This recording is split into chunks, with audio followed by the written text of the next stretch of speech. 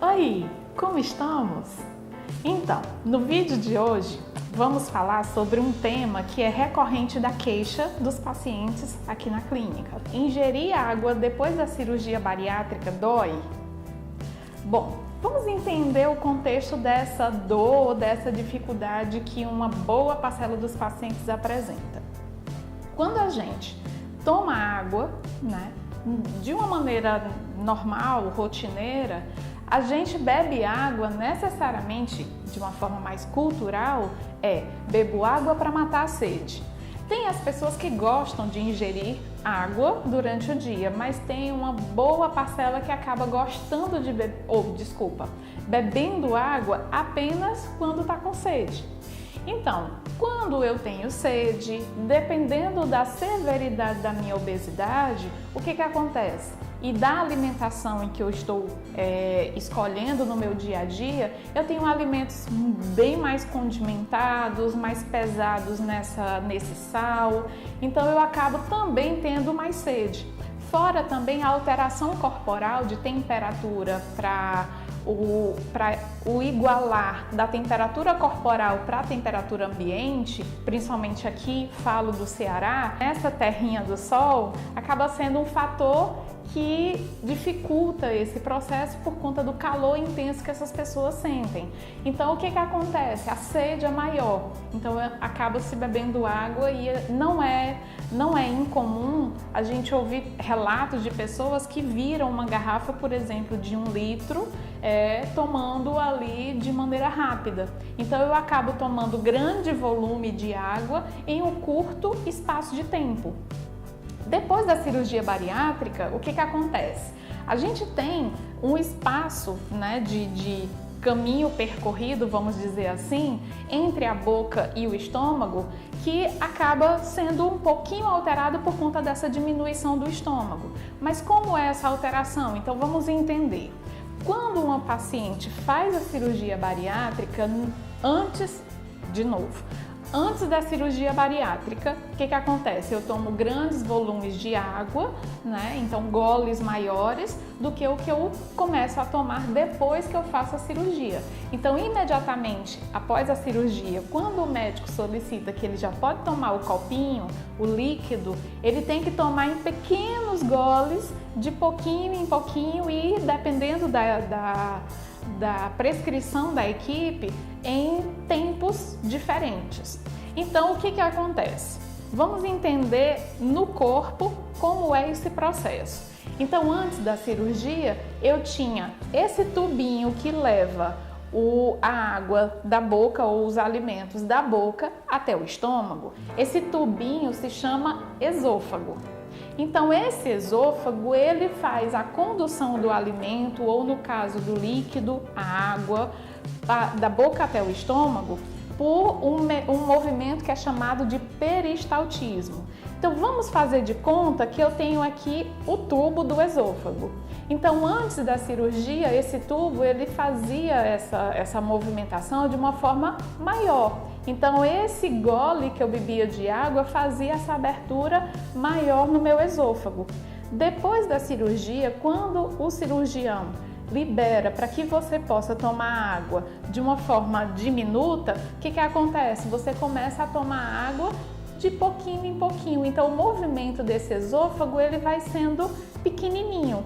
Então, o que acontece com a água? Se eu tomar de vez em quando um golão, eu faço isso aqui, mas o meu corpo estava muito mais acostumado a fazer esse movimento. Então, esse movimento grande acaba sendo mais dolorido. Andréia, então eu vou ficar tomando água de pinguinho em pinguinho assim para o resto da vida? Não! Então, o que a gente percebe é que existe a evolução. Mas é necessário entender que essa dor, quando se toma água de pouquinho em pouquinho e de uma hora para outra eu tomo água num gole maior, eu tenho uma dorzinha ali que é muito mais de proteção desse estômago, porque imaginem se a gente não sentisse nada e a gente pudesse imaginar que poderia tomar 1 litro de água de novo do mesmo jeito que a gente tomava antes da cirurgia. Então não é interessante, isso tem um risco mesmo para a cicatrização desse estômago e dependendo do período de cirurgia, isso realmente é uma coisa muito severa. Então o melhor é o quê? Entender que no período pós-cirurgia inicial e dependendo de cada pessoa, esse inicial pode se estender a um pouco mais de tempo, essa ingestão de água, ela deve acontecer em pequenos goles e de forma devagar, lenta. Mas é uma lentidão que não é aquela história de uma regra para todo mundo. Não, cada pessoa vai entender qual é o seu ritmo e qual é o gole que ela consegue fazer. Agora, vamos entrar no consenso que todas essas pessoas vão ter o gole menor em comparação ao gole dado antes da cirurgia bariátrica. Então aqui a gente precisa trazer essa ideia de que, num primeiro momento, água a gente não pode mais beber só quando está com sede. A água precisa ser ingerida frequentemente para boa hidratação. Um outro componente que também acaba sendo trazido pelos pacientes é a condição de beber água é mais pesado, beber suco, água de coco é mais leve. Então, o que a gente precisa entender de acordo com essa condição é beber água. Como eu falei, a gente bebe água para matar a sede, culturalmente falando. Mas quando eu bebo esses outros líquidos, eu bebo saboreando. Quando a pessoa faz a cirurgia bariátrica, o paladar dela muda, como no vídeo passado que a gente já falou. Então, nessa mudança de paladar, com uma intensificação desse paladar, o que acontece? Essa pessoa começa a saborear melhor esse suco, a entender o docinho que a água de coco traz. Então, o gole dela é relativamente menor do que o gole de água que serve necessariamente para matar a sede. Então, é muito mais prazeroso, é muito mais interessante e confortável beber outros líquidos que têm um sabor do que a água que não tem sabor nenhum, que não era para ter. Então, o interessante é a gente perceber que não. Quando a gente passa por essa situação de começar a trocar a água por outros líquidos, a gente precisa perceber, e a nutrição aí é bastante importante nesse contexto, porque eles vão calcular o número de calorias que está sendo ingerido com relação a esses líquidos. Então, o suco, por mais que seja de fruta e saudável, mas ele tem um valor calórico. A água de coco tem outros componentes, mas também tem caloria. Então tem que ter muito cuidado nessa condição da quantidade de líquidos outros que se toma durante o dia para que equilibre com essa ingestão de água. Então a gente precisa continuar tomando água.